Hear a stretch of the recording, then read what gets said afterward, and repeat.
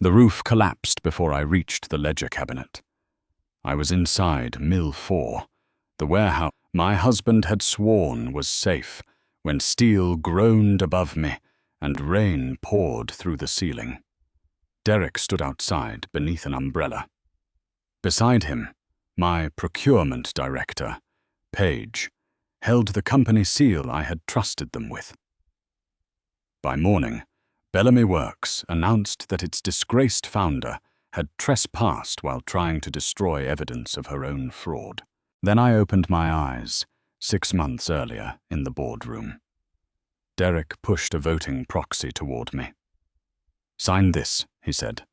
"Let me save the company." In my first life, I gave him control. This time, I placed a different document over the signature line. The independent auditor entered behind me with 2 locked cases. Derek's smile faltered. "You wanted Bellamy Works," I said. "Before you touch another share, you can explain every dollar, every missing shipment, and every approval made under my name." In my first life, I believed Derek understood the parts of Bellamy Works that I did not. I knew how walnut behaved after a wet winter, which joinery would survive 50 years, and why a chair could feel wrong before anyone measured it. Derek understood forecasts, lenders, and board presentations. At least, that was what I told myself. After my father died, I spent more time on the factory floor and less time in the finance office. Derek said that was where I belonged. "You make the work worth buying," he told me. "Let me handle the numbers." So I did. Paige Hoy became our procurement director the following year. She was efficient, sharp, and never seemed offended when Derek overruled me. Together, they reduced material costs and reported record margins. The first warning came from Luis Ortega. He showed me 3 production sheets for custom dining tables. The lumber assigned to them had entered the factory, but the finished pieces never appeared in inventory. "The new software caused it," Derek said. "We corrected the records," Paige added the next morning. I thanked them for fixing the problem and told Luis not to worry. The second warning was a supplier invoice for rare black walnut. We had paid for twice the volume our storage rooms could hold. "The excess went to an off-site drying facility," Paige said. I never visited it. Then designs began appearing online that looked almost like mine. The proportions were altered. The names were different. But one cabinet carried the same hidden curve I had sketched beneath a false bottom where customers would never see it. Derek laughed when I showed him. "People copy successful brands." I wanted that to be true. By then, he had started telling the board I was exhausted and distracted. He presented himself as the person protecting Bellamy Works from my emotional decisions. When he asked for my voting proxy, he framed it as a temporary measure. "Take 6 months," he said. "Design the new collection. I will stabilize everything else." I signed. Within 2 weeks, my office access changed. Paige became Chief Operating Officer. The board received reports showing unauthorized spending approved under my electronic signature. Employees stopped meeting my eyes. Then I found photographs of Derek and Paige at a private showroom called Sable House. Behind them stood Bellamy furniture that our records listed as damaged, destroyed, or lost in transit. One image showed Paige wearing my wedding anniversary necklace. I confronted Derek in our kitchen. He did not deny the affair. He only said, "You built a beautiful company, Nora, but you never understood what it could become." The next morning, security refused me entry. Derek called 3 days later. He said Paige wanted to confess, and the original ledgers were hidden inside Mill 4. I went during a storm, because I still believed proof could restore what love had already destroyed. The building was empty. As the roof began to fail, I saw Derek outside beside Paige. Neither of them warned me to run. The sound of collapsing steel vanished beneath the hum of the boardroom projector. I opened my eyes with rain still cold against my skin. Across the table, Derek waited with the voting proxy beside his hand. Paige stood near the screen, presenting a recovery plan for Bellamy Works. The date in the corner read, March 3. 6 months before Mill 4 killed me. I looked down at my wrist. No bruises. My wedding ring was still there. Derek mistook my silence for hesitation. "Nora, this is temporary," he said. "You keep ownership. I handle decisions until the sale is secure." In my first life, I had signed before the next slide. This time, I studied the agenda. The financial review began at 10. Mina Park, the outside auditor, had been hired to confirm only the figures Derek selected for the buyer. 10 minutes remained. I excused myself and stepped into the hallway. Mina was arranging 2 locked document cases outside the conference room. "Ms. Park, who approved the scope of your review?" "Mr. Sloan, acting for management." "He is not acting for management yet." I handed her the unsigned proxy and a written instruction under my authority as controlling shareholder. The review would now include physical inventory, supplier verification, design access, warehouse safety reports, and every approval issued under my name. Mina read the page twice. "This may delay the transaction." That is the point. When we returned, Derek reached for the proxy. I moved it away and placed Mina's revised engagement letter in front of him. "I am not giving you my vote," I said. "I am giving you the audit you said would prove you saved this company." Derek did not touch the engagement letter. He looked at Mina, then at me, as if one of us had misunderstood the rules of the room. "This is not what we agreed to," he said. "We never agreed. You prepared a proxy and expected me to sign it." Paige closed the presentation. "A full review will disrupt operations. We have shipments moving this week. Then the records should be easy to verify." Derek lowered his voice. "The buyer wants stability. If you expand the audit now, they may assume we are hiding something." In my first life, that sentence had frightened me into silence. This time, I turned to the board. An independent review before a sale creates stability. Unless someone believes physical inventory, supplier payments, and design access should remain unexamined. No one answered. Derek changed tactics. "Fine, let the review proceed. But the company still needs one person making daily decisions." He expected me to refuse and look controlling. Instead, I slid a second resolution across the table. "You may supervise routine operations for 30 days. Paige's eyes flicked toward him. Derek almost smiled. Then I continued. "No new suppliers. No warehouse transfers. No disposal of damaged inventory. No changes to design permissions, electronic signatures, or document retention. Any movement from Mill 4 requires written safety approval and notice to the audit team." His hand stopped above the page. "That is not operational authority. It is enough to keep the factory running. It prevents us from completing the sale. It prevents assets from disappearing while someone is counting them." The board secretary looked up. Derek's expression thinned.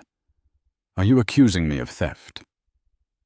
I'm asking you to approve controls you claim are unnecessary." Paige spoke before he could answer. "What about confidential vendor pricing? Mina cannot contact every supplier without exposing our negotiations." Mina opened one of her cases. We can verify quantities and payment history without requesting terms beyond the agreed scope. Some vendors communicate only through me, Paige said. Then you can introduce us. She stared at me for a moment too long. Derek signed the temporary resolution.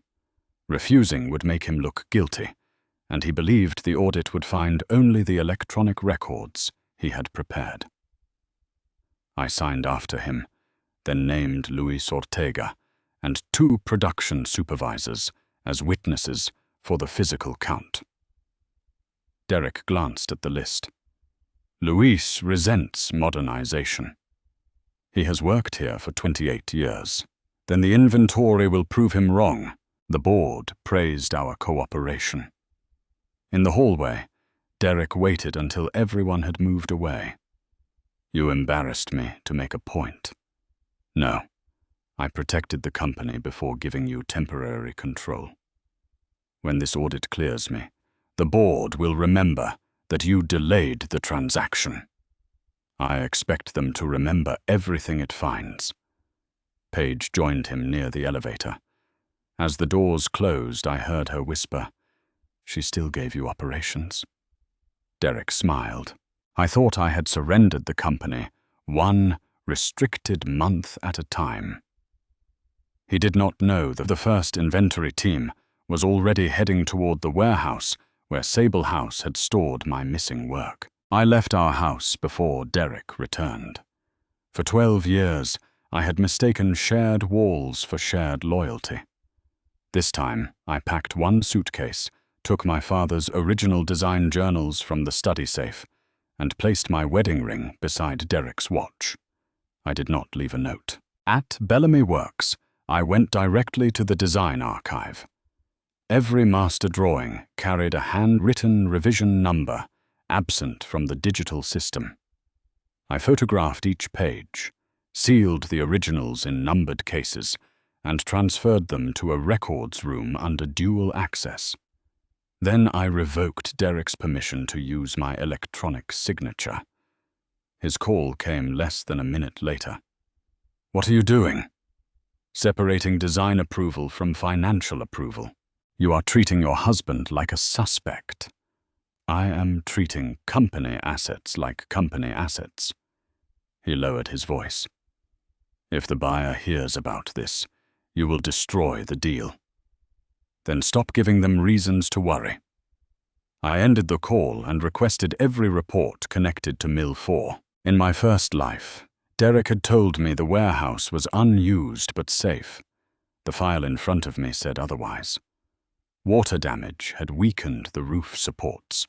Entry was prohibited until repairs were completed. The report had been issued 6 weeks earlier. Derek had received it. I copied the document and instructed the audit team that no one was to enter Mill 4 without written clearance and an independent witness. Before I left, Luis found me near the loading dock. "You ignored me last time," he said. He meant the missing inventory, not another life. "I did," I answered. "I was wrong." He studied my face, then handed me a folded sales brochure. A private designer in another state was offering a Bellamy dining table for immediate delivery. The serial number showed it had been destroyed after shipping damage. I recognized the grain pattern. I had inspected that table before it left our factory. On the back, someone had written the showroom's name, Sable House. Beneath it was an invitation to a private opening in 10 days. The Sable House invitation changed the audit from a review into a race. Mina began with the supplier ledger. Paige had divided large purchases among several smaller vendors, each paid just below the amount that would have triggered board review. On paper, the invoices looked ordinary. On the factory floor, the materials did not exist. "Records can be altered," I told Mina. "Wood leaves evidence." We met Luis in the drying room, where every incoming board was marked with a batch number before entering production. He brought 3 years of handwritten receiving slips stored in a dented metal cabinet. "The system was supposed to replace these," he said. "Keep both," I answered, "and from now on, no one removes a slip without 2 signatures." He did not smile. "Why should I trust you now?" Because I remembered dying after ignoring him was not an answer I could give. "You should not," I said. "Judge what I do next." He placed the cabinet key in my hand. By afternoon, we found 7 shipments recorded as delivered, but absent from the receiving slips. 2 vendors had no working telephone numbers. A third answered and confirmed that Bellamy Works had never placed the orders shown in our system. Mina documented the response, but she warned me against confronting Derek too soon. If they know exactly what we have, they may destroy what we do not. My instinct was to freeze every payment and announce the discrepancies to the board. Doing that could also stop payroll, cancel legitimate orders, and frighten the buyer into closing the factory before we understood the damage. I authorized essential payments only and required independent confirmation for everything else. "This is sabotage," Derek said. That evening, he sent flowers to the apartment where I was staying, followed by a message. "Come back before you make this impossible to repair." I photographed the card and threw away the flowers. The next morning, Mina and I inspected the warehouse inventory with Luis. 1 row of finished pieces carried replacement labels. Beneath them, the original serial numbers had been sanded lightly but not removed. I recognized a writing desk from a collection I had never released. Its record said "prototype destroyed." Its shipping tag listed an address 40 miles away. Sable House. We could have followed the truck immediately, but the audit team had no authority to enter a private location without permission. Instead, I photographed the serial number, preserved the shipping record, and asked the carrier to verify the delivery destination through normal business channels. That delay cost us. By evening, Page had cancelled every scheduled pickup from the warehouse. Derek suspended Luis for interfering with operations and ordered staff not to speak with auditors unless Page approved the conversation. Then he moved the shareholder meeting forward by 2 weeks. The buyer would present its final offer in 6 days. Mina looked at the revised notice. "He is forcing a decision before we finish." "No," I said. "He is moving because the audit has already found something he cannot replace." My phone rang. It was the carrier. "The address belongs to a private showroom leased by Page Holloway," the carrier told me. Before I could tell Mina, a company-wide announcement appeared on every screen in the building. Derek Sloan had been appointed interim chief executive. Page had been promoted to chief operating officer, and Nora Bellamy, the message said, had voluntarily stepped away from leadership while the company prepared for its future. Derek spent the next 48 hours behaving like a man who had already won. He moved into my office, replaced the nameplate, and scheduled calls with the buyer. Page took control of purchasing, dismissed 2 warehouse clerks who had answered Mina's questions, and announced that Sable House would become Bellamy Works' premium design partner. "This is the decisive leadership we needed," one board member said. Derek stood beneath the Bellamy crest. "Nora built something remarkable," he said. "Now we have to protect it from uncertainty." No one mentioned that I was still the controlling shareholder. No one mentioned the audit. Page unveiled the corporate structure. Her name appeared directly beneath Derek's. That evening, they hosted the buyer inside the showroom leased under Page's name. Bellamy prototypes stood beneath Sable House labels. Derek introduced them as examples of a future licensing partnership. He believed the labels had changed ownership. The first crack appeared before dinner ended. One of Bellamy's oldest suppliers, called Mina. The company name on 3 recent invoices resembled theirs, but the payment account did not belong to them. They had never delivered the walnut listed in the records. The second crack waited in the factory. Luis, still suspended, had kept copies of the weekly production totals. When Mina compared them with Page's inventory, 14 finished pieces had disappeared between inspection and shipping.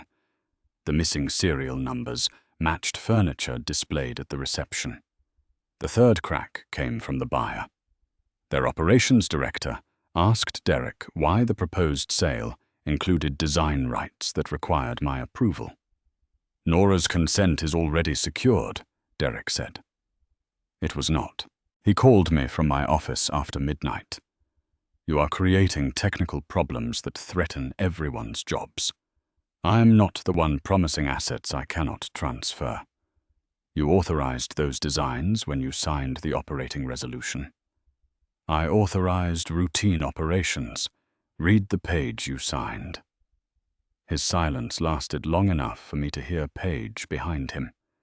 Then he said, "The board will approve the sale without you." "Then they should see the inventory report first." He ended the call. Minutes later, Mina forwarded me a photograph from the reception.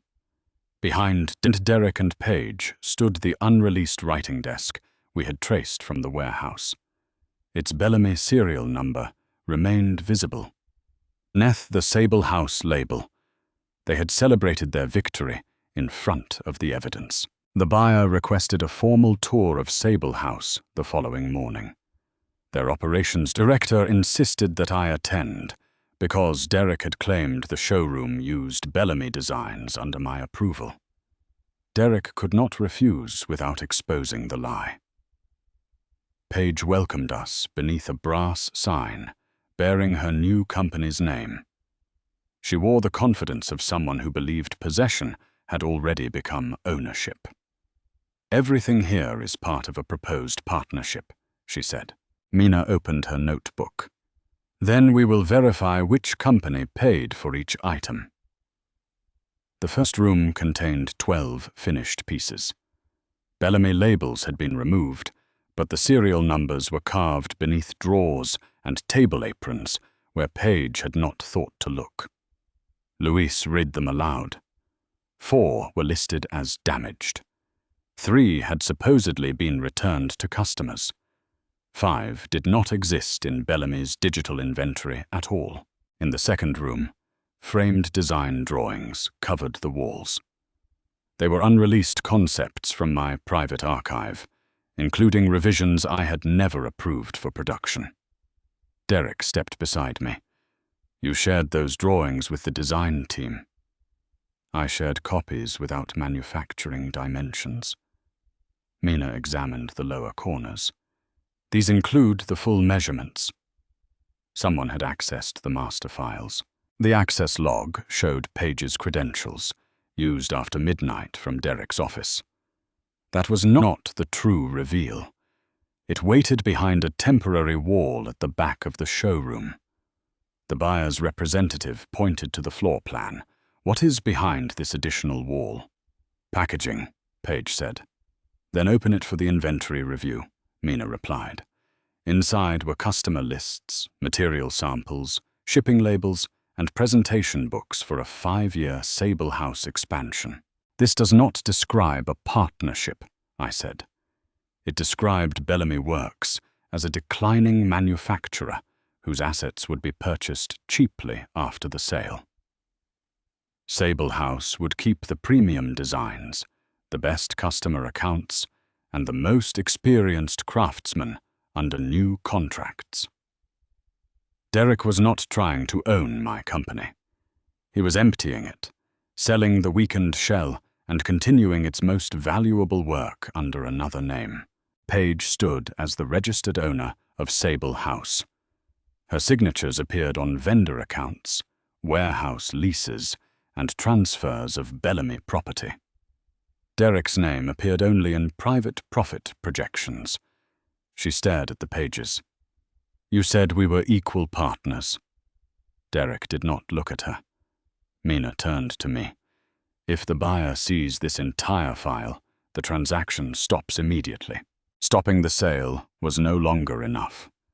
Bellamy could still collapse if suppliers froze deliveries and employees lost confidence before we recovered the missing assets. Then Luis pulled a shipping schedule from the final box. Every original ledger, purchasing file, and prototype record still missing from the audit was scheduled for removal that night. Destination: Mill 4. Derek reached for the page. I took it first. In my previous life, that warehouse had been prepared as my grave. In this one, he was filling it with everything needed to bury the company. The buyer suspended the transaction before we left the showroom. They requested that every asset, contract, and design right be verified before negotiations continued. Without the sale, the personal guarantees attached to Sable House would come due. Without my signature, the buyer could not acquire the premium collection. Without the missing ledgers, Derek could not explain why Bellamy Works had paid for furniture standing beneath Page's name. He first tried to block us. "Security will keep Nora and the audit team off the executive floor," he announced. Mina placed the board authorization in front of him. "You do not control the scope of this review." Then he called lenders, board members, and the buyer. One after another, they stopped answering. Finally, he called me. "Approve the design transfer," he said. "We can separate Sable House from the accounting problems and protect Bellamy." "You created Sable House with Bellamy's property." Page handled those transfers. Across the room, Page heard him. "She exceeded her authority," Derek continued.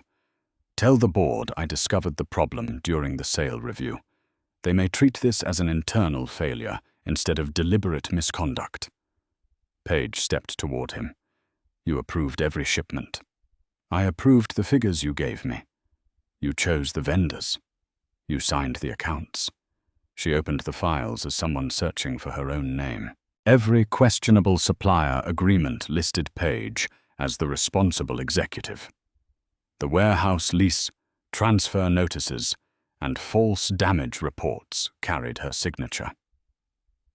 Derek's name appeared only in private messages and profit projections. He had promised her ownership while preparing her blame. While they turned on each other, I returned to the factory. Louise had been reinstated after 3 supervisors threatened to stop work. I met them on the production floor. "No one will lose a job because they answered an auditor honestly," I said.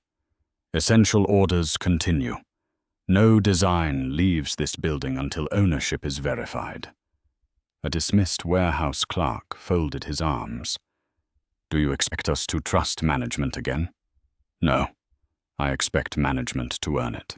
We created a temporary review team representing production, shipping, purchasing, and design. No single executive could approve an item from creation through delivery.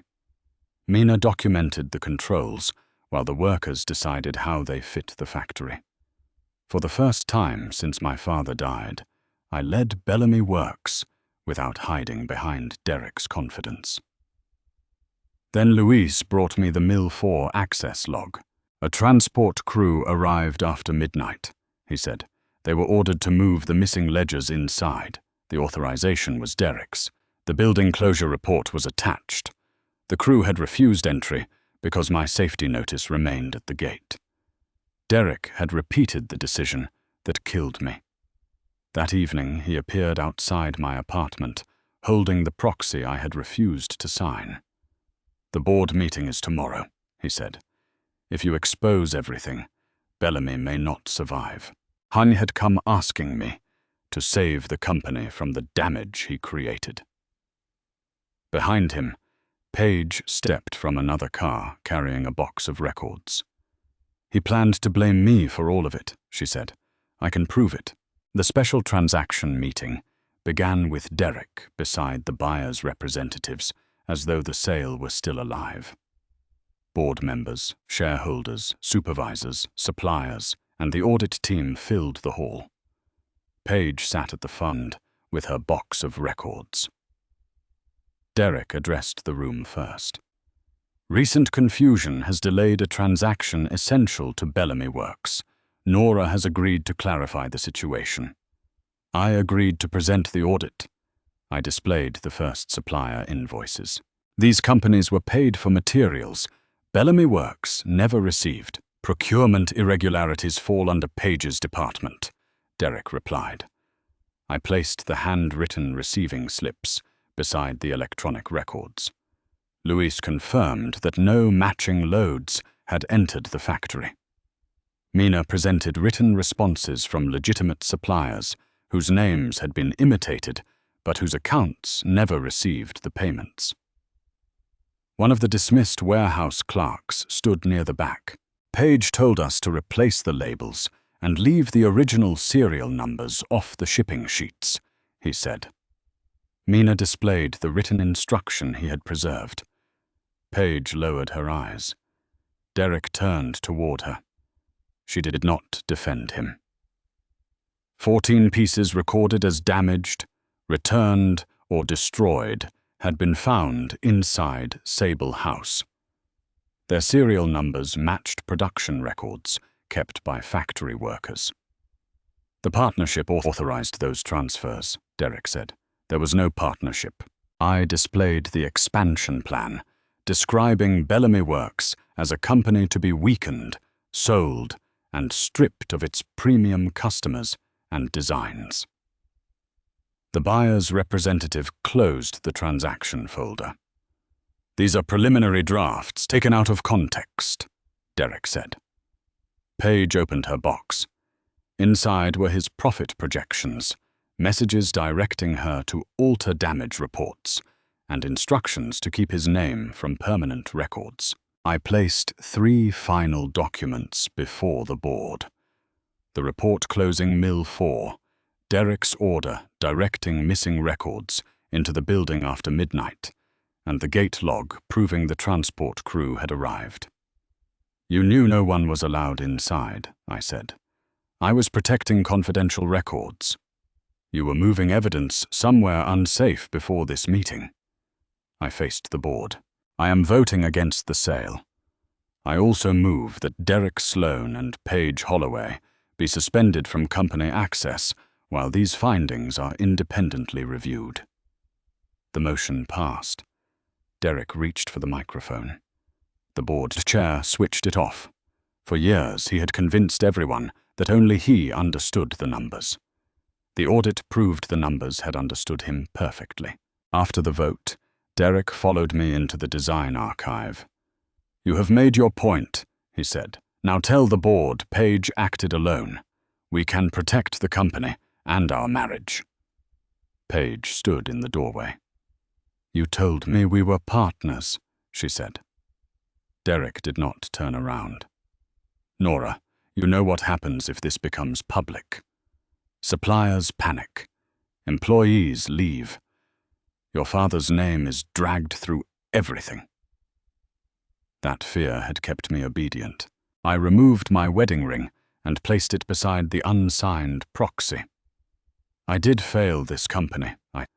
I stopped asking questions because you made every question sound like proof that I did not belong here." He stepped closer. "Then we both made mistakes. No, I ignored warnings. You created the danger." Page laughed bitterly. "You never saw the people doing the work until you needed them." "She is right about that," I said, "and I will spend years correcting it. But I will not correct it by hiding what both of you did." Derek looked at the ring. "After everything I built for you? You built a cage inside something my father and I created." I opened the archive door. "The audit continues. The marriage does not." 1 year later, Mill 4 was dismantled under daylight. Bellamy Works reopened with a new rule. No product could move from sketch to shipment under one person's approval. Every piece carried its serial number, material source, and the names of the people who built it. At the first launch, a young apprentice finished a walnut table based on one of my father's earliest designs. He held the maker's stamp toward me. "You should do it," he said. I guided it back into his hand. "You made it." He pressed his name beneath mine. For the first time, Bellamy Works carried more than a family name. It carried the truth of everyone who kept it standing.